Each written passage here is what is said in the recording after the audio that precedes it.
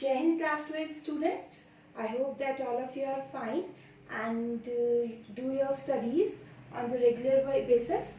So here we are on the chapter number first, that is solid state.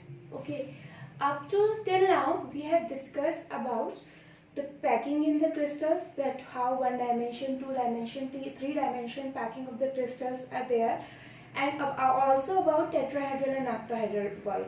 I hope that you have already watched the video that I have shared with you regarding the 3D structure of the crystal packing. That is very much important beta, because there are lots of questions that will arise on the basis of close packing. Okay, and also I have discussed about the packing efficiency with you. Packing efficiency means that which type of crystals can accommodate more number of atoms or particles.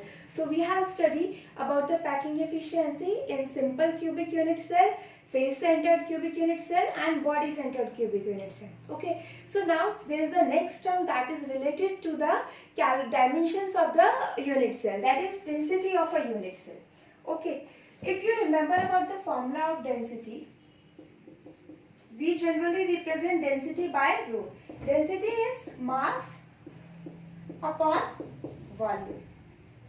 Now we are talking about the density of unit cell. It means mass of unit cell and volume of unit cell. This is the formula for density of unit cell. Now how we get to know about mass and volume of unit cell? Okay, here we are going to calculate the density for a cubic unit cell. Syllabus में in our syllabus only cubic unit cell is there, but I will tell you that how you will calculate the density for other cell also. Only the volume will change. Mass of the unit cell does not change. Mass basically depend. Mass unit cell किस वजह से होगा? Mass of unit cell is because of the number of particles.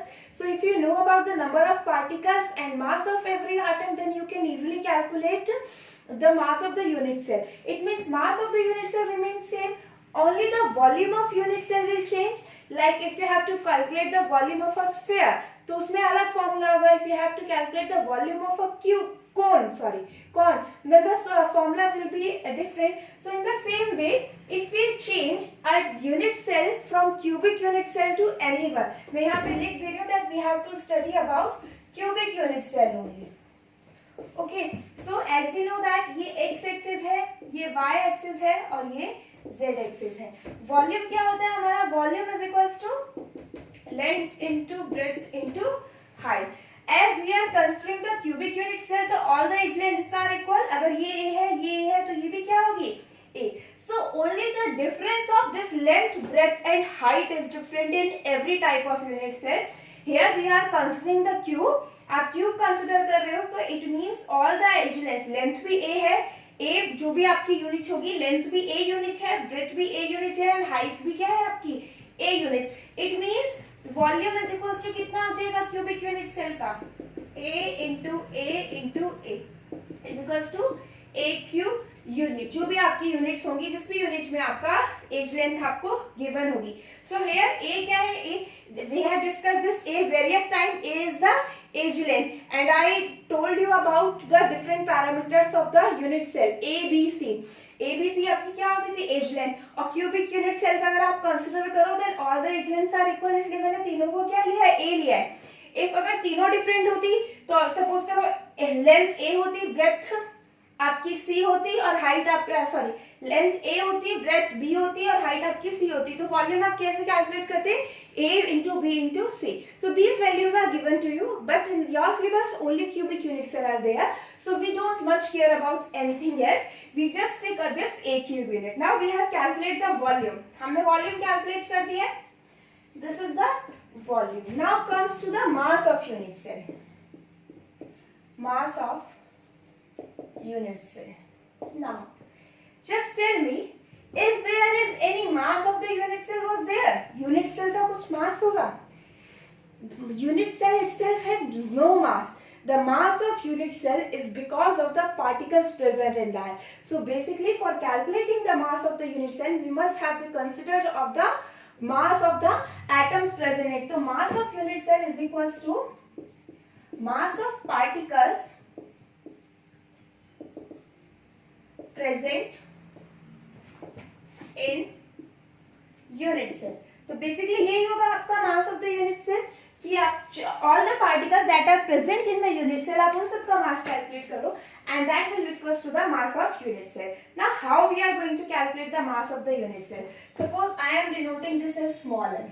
Okay, this is mass of the particles present in a unit cell. Now suppose I know about mass of one particle and I know that there are 4 particles present in the compound. आपके किसी भी crystal में there are 4 total particles are present there of same kind and I know the mass of one particle only. Then how we are going to calculate the mass of the unit cell? आप क्या करोगे? आप mass of unit cell कैसे निकालोगे? You just multiply the mass of one atom to the total number of the particles present in the unit cell.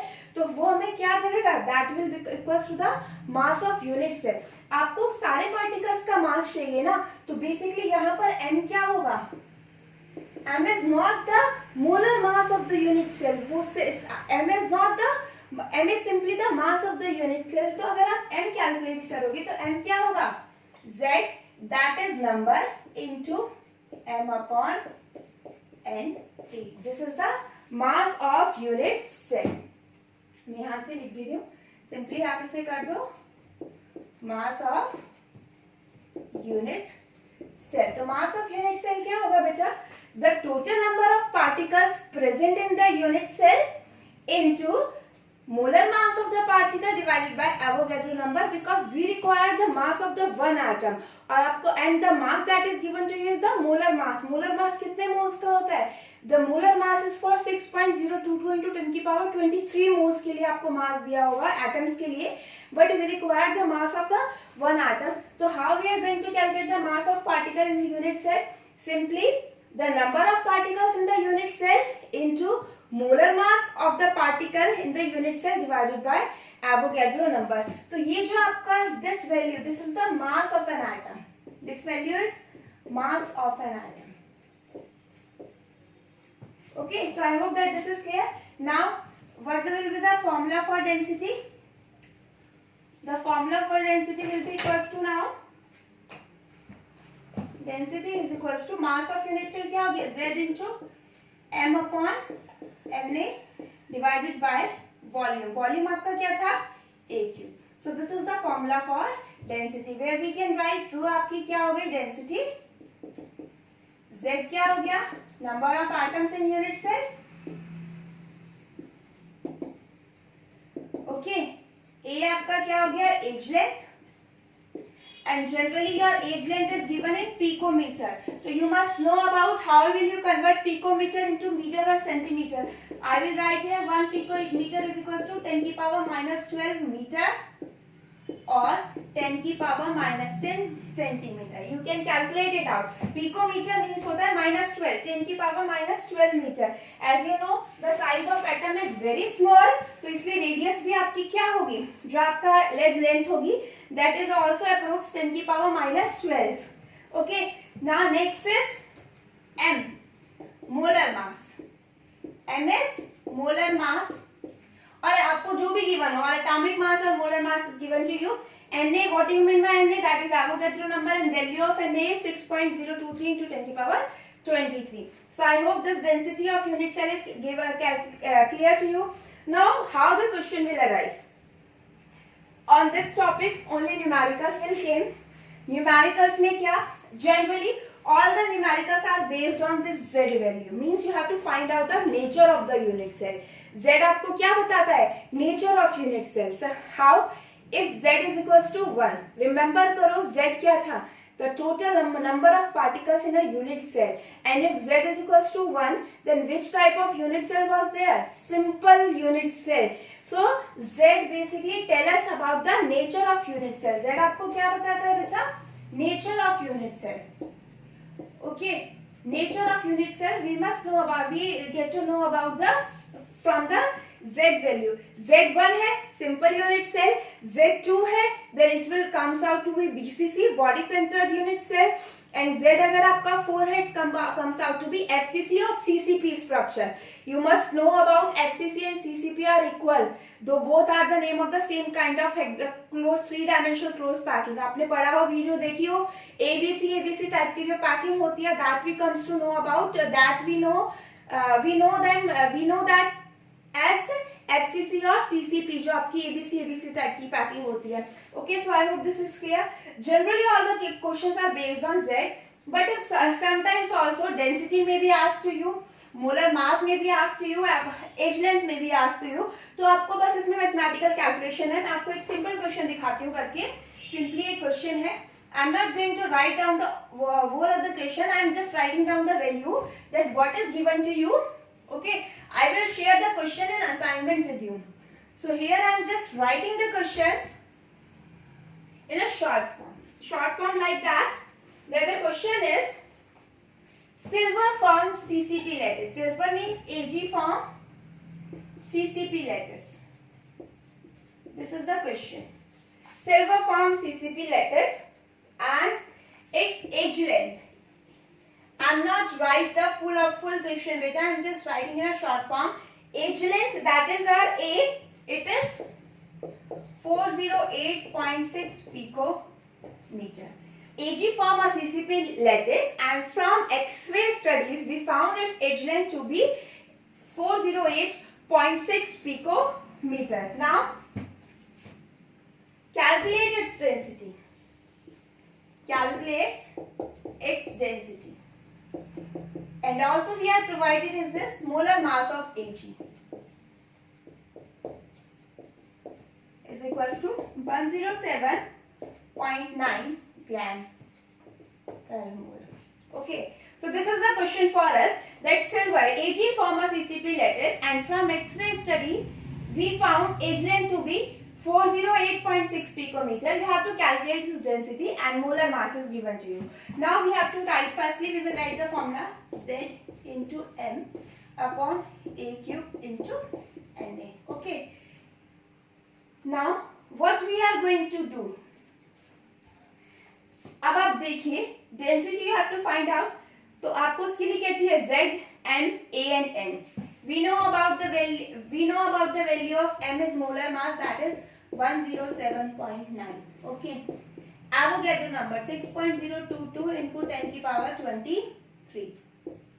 Okay, CCP lattice है, मैंने आपको बताया CCP is equals to FCC. तो FCC में कितना होता है Z, that is equals to 4. तो ये आपका 4 आ गया. नेक्स्ट आपका आता है A cube. A cube means edge length का क्यूब, वॉल्यूम. तो आपका A क्या है, 408.6 पिकोमीटर. तो पहले आपको इसको मीटर में चेंज करना पड़ेगा, दैट इज इनटू 10 की power -12 metre. And generally we, अच्छा ये जो वैल्यू की यूनिट होती है दिस इज पर मोल. एवोगाड्रो नंबर जो वैल्यू होता है दैट इज पर मोल, और ये आपका क्या है, ग्राम पर मोल. मैं ये सारी यूनिट इसलिए साथ साथ लिख रही हूँ so that we came to know about the unit of density also, because units are very much important to write down in the exams also. Marks होते हैं यूनिट के भी. If you will not write down the units then your marks will be detected. Okay, so I am writing this unit so that I came to know about the unit of the density. Generally हमें पता है that density is in gram per centimeter cube. हम density को किस में find out करते हैं, gram per centimeter cube में. So that's why I am going to change my edge length into centimeter. So I already told you that 1 picometer is equals to 10 की power -12 meter. So ये कितना हो जाएगा, ये थोड़ा सा clumsy हो गया है सारा, but I hope that you will able to understand. into 10 की power -10 सेंटीमीटर. मैं बोल भी रही हूँ अगर आपको नहीं दिख रहा होगा, 408.6 into 10 की पावर -10 सेंटीमीटर.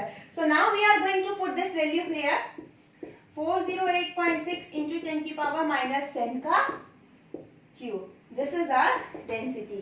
अब आप जब आप देखोगे ये बाहर आ जाएगा सेंटीमीटर क्यूब, तो जब आप क्या करोगे, मोल से पर मोल कैंसिल, सारी वैल्यूज को सेम करोगे, सॉल्व करोगे, and you get to know about the unit that is gram पर centimetre cube. Now solve this question and find out the value of density. I will share the question. I hope that you will listen the question carefully so you will able to write down the whole question yourself. Okay, so I hope that then how will you find out the density. Acha, the next question can be this, that the value of density is given to you, that आपको question इस तरीके से दिया होता, अगर मैं इसकी density को सॉल्व करूं तो इसकी जो डेंसिटी आती है दैट इज 10.5 ग्राम पर centimetre cube. Okay, so now let's say कि आपको क्वेश्चन इस तरीके से दिया होता है that a crystal is there having density 10.5 gram पर centimetre cube which have edge length इतना. आपको उसका क्या कैलकुलेट करना, you have to calculate the nature. Means question को थोड़ा उल्टा कर दिया, that the density is given to you and you have to find out the nature. Nature में मैंने आपको क्या बोला है, if you have to find out the nature of the unit cell, it means आपको उसका Z find out करना है. जब आप उसका Z find out करोगे then you will able to know that which type of unit cell is this. Okay, तो अगर मैं आप उल्टा करके देखना, Z की वैल्यू को पुट ना करके डेंसिटी की वैल्यू को पुट करना and your Z comes out to be 4. कभी कभी ऐसा होता है जैसे sometimes 3.9 आता है तो 3.8 आता है. तो जब भी आपकी वैल्यू 3.6 से ज्यादा है तो आप उसे अप्रोक्सीमेटली क्या कर दो 4, जैसे हम राउंड ऑफ करते हैं क्योंकि पॉइंट्स में हमें नहीं पता वैल्यू. तो जो आपको 11th क्लास में फर्स्ट चैप्टर में सिग्निफिकेंट फिगर्स दिखाई गई थी, राउंडिंग और राउंड ऑफ करना सिखाया था वैल्यूज को, that concept you will use here. Okay, तो आपकी वैल्यू अप्रोक्सीमेटली 4 ही आएगी. एग्जैक्ट 4 आ सकती है, 3.9 भी आ सकती है, उसे हम 4 ही कहेंगे. तो आप उस 4 आ गया तो आपको पता है 4 एटम्स किस में होते हैं, एफसीसी में. Then you will get to know about the number of particles और the nature of unit cell. Okay, so this is about the unit cell. Okay, there is one question for you also that you have to. अच्छा, in the last class I share a video with you of tetrahedral and octahedral void. So the question for you is that what is the coordination number of tetrahedral void and octahedral void? I forgot to give this question in assignment, so I am giving you a question here only so that you can do it. That you must know about the number of octahedral and tetrahedral void also. I forgot this line in the last video, so that's why I am saying this to you, because now we are going to finish this topic and start next topic of the solid state, that is defects. अभी तक हमने जितना unit cells के बारे में पता है, we are going to finish it up. That what are unit cell, types of unit cell, crystal packing, how the packing was there in the crystals. Okay, packing efficiency of crystals and density of the unit cell. So this is all about that we have learned about the crystals. अब एक बहुत हमने इतनी सारी advantages पढ़ी हैं, that how we came to know about the density, हम कितना पैक कर सकते हैं. एक तरीके से सारी एडवांटेज है ना कि हमें पता लग जाएगा that how many atoms we can put here. लेकिन अब अगर डिसएडवांटेज है, ऑब्वियसली बात है, आप लोग जब भी कोई केमिकल रिएक्शन परफॉर्म करते हो there must be some drawbacks of that reaction. Drawbacks और में से आप कुछ ना कुछ गलती करते हो उस रिएक्शंस में, ठीक है, और समटाइम्स योर प्रोडक्ट में not form, product was not exact. So in the same way there are some drawbacks और also there in the crystal structure, and these drawbacks are known as defects in crystal. So next topic I am going to start is defects in crystal or imperfection in solid. Okay, so next topic is, after this topic we are going to left only with one topic. So I hope that in two or three classes we are going to finish this chapter with question answers. Okay, I have already shared the questions with you according to the topic, but in the last also I will give an assignment of the whole chapter. Okay, so next topic is beta imperfections in solid. Imperfection और आप इसे कह सकते हो defects in solid. Okay बेटा, imperfection और defects in solid. Imperfection और defects means क्या होता है? Imperfection का मतलब क्या है? Generally we are discussing about the crystalline structure. हम crystalline structures को भी क्यों बोल रहे हैं? Because we are studying about a definite pattern. चाहे वो AAA type हो, चाहे वो ABAB type हो, या चाहे फिर वो ABCAB type हो. We are considering a fixed pattern, the fixed pattern of the particle arrangement in every unit cell. Okay, so that's why it means जब आप crystal बनाते हो, now if you remember we have done crystallization in 11th class in the lab. Okay, वहाँ आपको बोला जाता है that crystals आप कैसे प्रिपेयर करते हो, किसी भी प्रोसेस क्रिस्टलाइजेशन क्या करते हो, you take the amount of a compound for which जिसके आपको क्रिस्टल्स प्रिपेयर करने हैं, ठीक है। उसके बाद आप you just dissolve that compound in a particular solvent, जैसे आप कॉपर सल्फेट का करते हो, you take copper sulphate, dissolve in minimum amount of water, उसके बाद आप उसमें और वाटर ऐड करते हो, ठीक है। एक पर्टिकुलर अमाउंट तक वाटर ऐड करने के बाद you just concentrate that solution, concentrate means heat करके आप उस सॉल्यूशन को कंसंट्रेट करने का मतलब क्या होता है, आप हीट करके आधा से ज्यादा सॉल्वेंट इवेपोरेट कर दो, तो that is the concentration of solution. उसके बाद आपको क्या बोला जाता है, बहुत इंपॉर्टेंट पॉइंट हम आपको बोलते हैं, that keep it for cooling without disturbing it.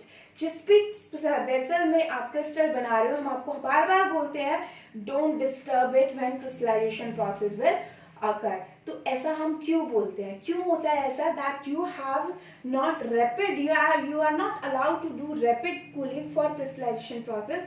आपको बहुत धीरे धीरे कूलिंग करनी होती है, so that crystallization process can be occur exactly. Okay, now what is, अगर आप थोड़ा पीछे जाएं तो what are crystalline solids.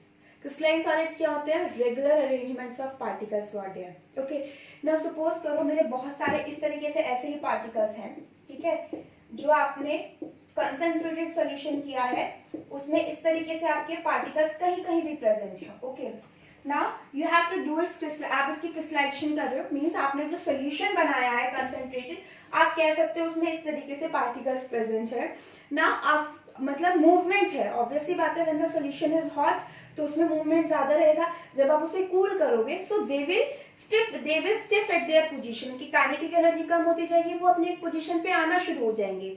Okay, सो जब आप रैपिड कूलिंग करते हो तो होता क्या है, रैपिड कूलिंग करने का मतलब है you just decrease there kinetic energy suddenly, मतलब उन्हें पता भी नहीं चला, वो तो इधर उधर भाग रहे थे, आपने एकदम से कुछ ऐसे चीज उनको रोक दिया।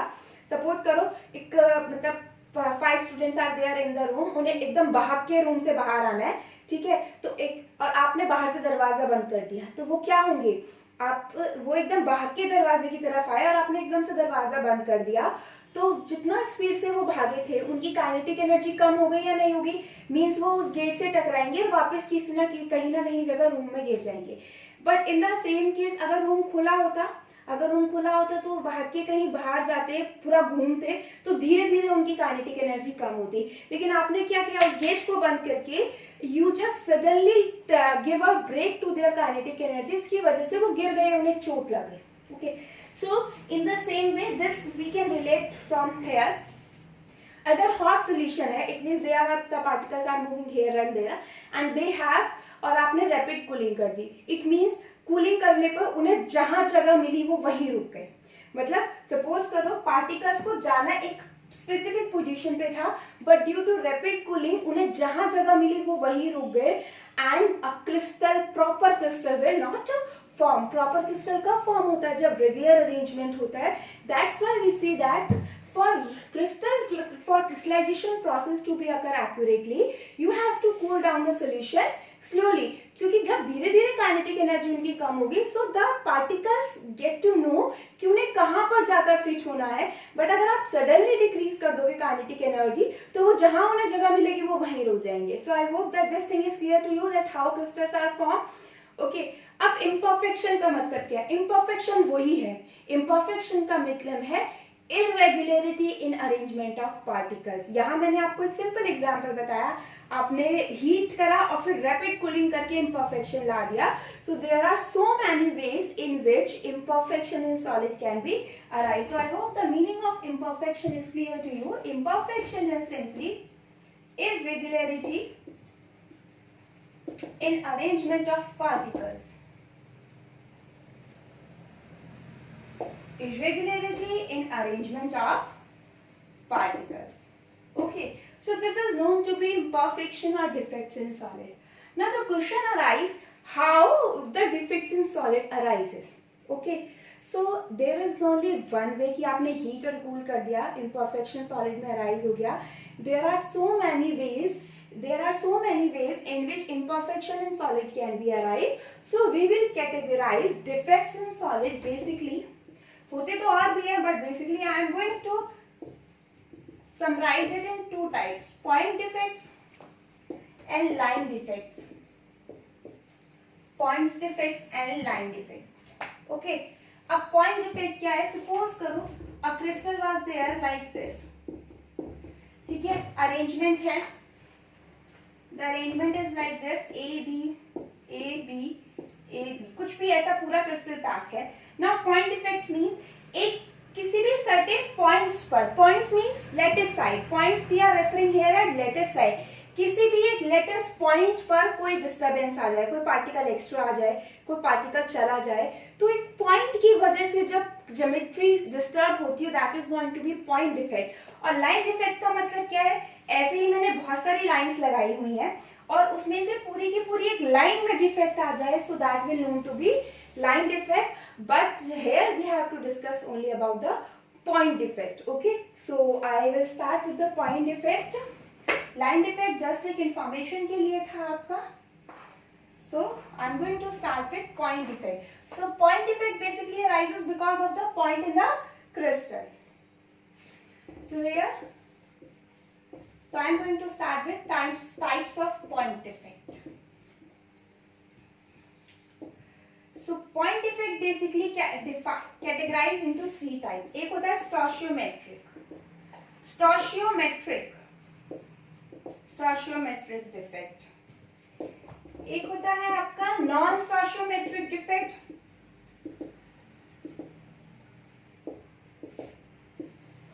और थर्ड होता है that is impurity defect.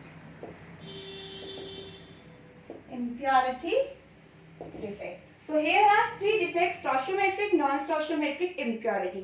तीनों टर्म्स आपने सुनी हुई है, you know their meaning very well. Impurity का मतलब मैं ये नहीं कह रही you know about the defects, but you know about these terms very well. Like stoichiometric. Stoichiometric, what I told you that stoichiometric compounds आपके क्या होते थे? Stoichiometric compounds means that the compounds you analyze have the exact formula as we calculate from their valency. Like carbon dioxide, you have prepared carbon dioxide by any method, और आपने carbon dioxide को जब major किया तो आपने देखा carbon 1 number है और ऑक्सीजन 2 नंबर है. इट मींस आपकी स्टडी कहती है, your experiment shows that carbon and oxygen are present in 1:2. Okay, और exactly भी कार्बन डाइऑक्साइड का फॉर्मूला क्या होता है? 1:2. So that's why it is a stoichiometric compound, because the ratio of the element is always fixed and it is equal to the formula that we calculate from their valency. मतलब आपने जो theory थी practical किया, आपने जो compound बनाया, it's the ratio of the element present in that is exactly equal to the formula ratio that we calculate from their valency. अब ना सपोज करो जैसे कि आयरन Fe या इसी कंपाउंड को ले लो, आपने बनाया, आप बनाना चाह रहे हो कार्बन डाइऑक्साइड, ओके, लेकिन वहां पर CO3 आ गया, आपका बन क्या गया? CO3. तो रेशियो क्या हो गया? 1:3. इट मींस अब वो रेशियो क्या, कार्बन जो है कार्बन डाइऑक्साइड का एग्जैक्ट फॉर्मूला क्या होता है? 1:2. तो क्या वो मैच करेगा एग्जैक्ट फॉर्मूले से? नहीं कर रहा, एग्जैक्ट रेशियो से मैच नहीं कर रहा. So that's why it is known to be a stoichiometric compound, non-stoichiometric compound. तो आपके stoichiometric compounds कौन से होते हैं? Exact ratio of simplest whole number ratio of the elements are present, and that ratio is matched with the exact valencies of the elements presented. Non-stoichiometric क्या होगा? उल्टा. जैसे आप Fe2O3 लेते थे, Fe3O4 ले लो, चलो, ओके, Fe3O4. अगर मैं इस क्रिस्टल की बात करूं, आप इसमें कहोगे that 3:4 का है, that आयरन जो आपका आयरन है वो 3 है और ऑक्सीजन है वो 4 है, बट दिस इज रॉन्ग. ये आपको नॉन स्टोइचियोमेट्रिक में कंपाउंड में बताया भी किया था that iron here is present in two form, Fe2 positive and Fe3 positive. तो एक एग्जैक्ट आयरन 3:4 में यहाँ प्रेजेंट, ये आयरन ऑक्साइड 3:4 में यहाँ हो ही नहीं सकता, because here iron is present in two form, Fe2 positive and Fe3 positive. तो ये रेशियो कभी भी आएगा ही नहीं, 3:4 बनेगा ही नहीं, बिकॉज यहाँ पर हम एक आयरन लग रहा है. तो बेसिकली है क्या? 2 आयरन, दोनों की वैलेंसीज अलग है. जब दोनों की वैलेंसीज अलग है तो आप रेशियो कैसे एग्जैक्ट कैलकुलेट कर सकते हो? So that's why it is known to be a non stoichiometric compound.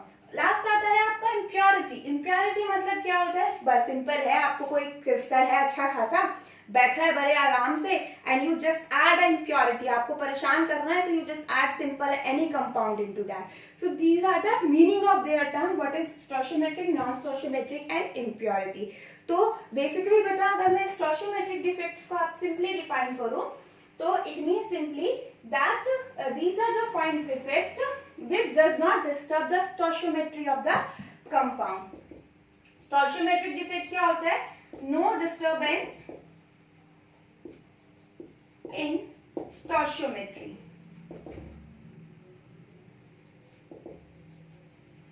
Stoichiometry of compound.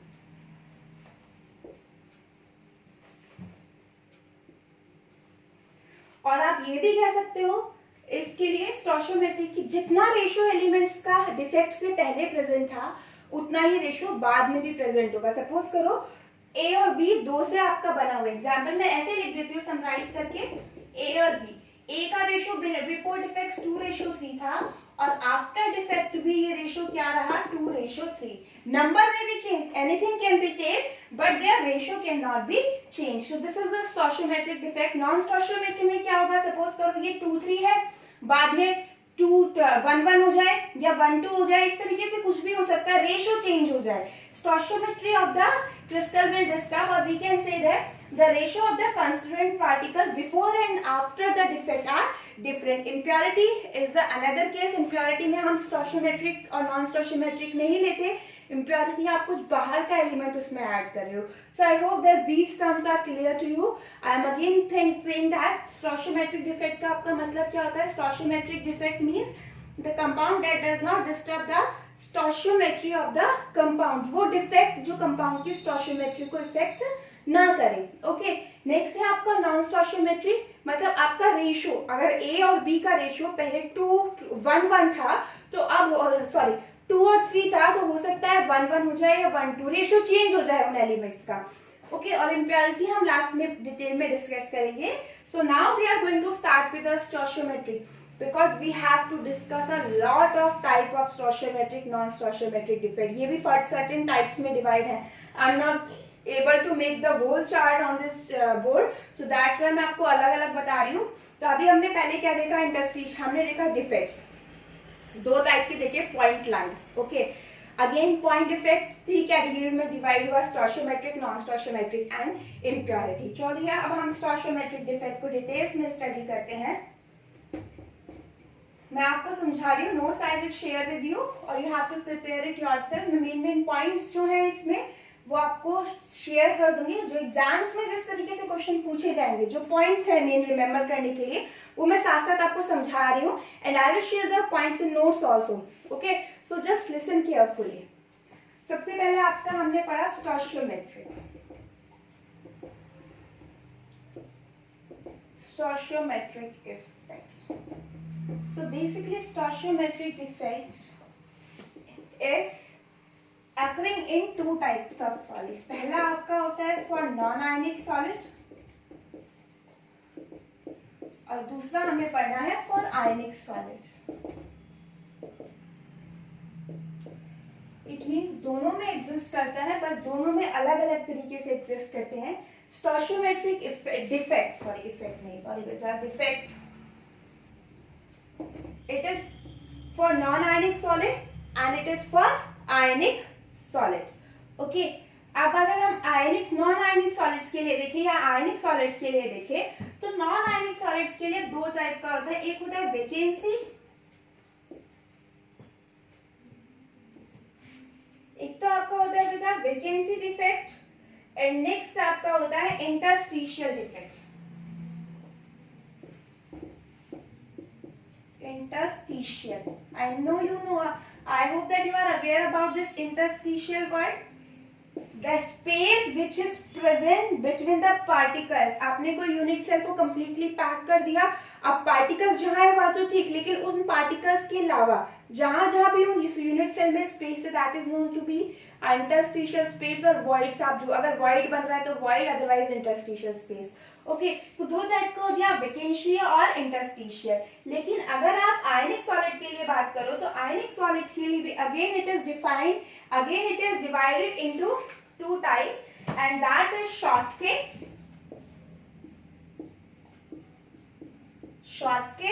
Defect, एक आपका होता है Frenkel defect. These defects are related to the name of the scientist, Schottky and Frankel. Okay, तो अब ये चार type के defects हो गए स्टोइचोमेट्रिक डिफेक्ट्स में, एक आयनिक के लिए, एक नॉन आयनिक के लिए। नॉन आयनिक के लिए वैकेंसी एंड इंटरस्टिशियल, आयनिक के लिए शॉर्टके एंड फ्रेंकल। इनफैक्ट जो इनका रिलेशन है, जैसे ये दोनों ऑलमोस्ट सेम होते हैं और ये दोनों ऑलमोस्ट क्या होते हैं, सेम होते हैं, बट सिर्फ इतना है कि ये नॉन आयनिक के लिए है और वो कौन से सॉलिड के लिए है बेटा, आयनिक के लिए है। Okay, so I am going to rest my topic here, other things we will discuss in the next class, and I will try that I will complete all the types of defects in next class. So I need 2 more class to complete this chapter. Okay, so I will share the notes with you and assignment also, so you have to do that assignment, that will be based on the numerical problem. Okay, thank you so much.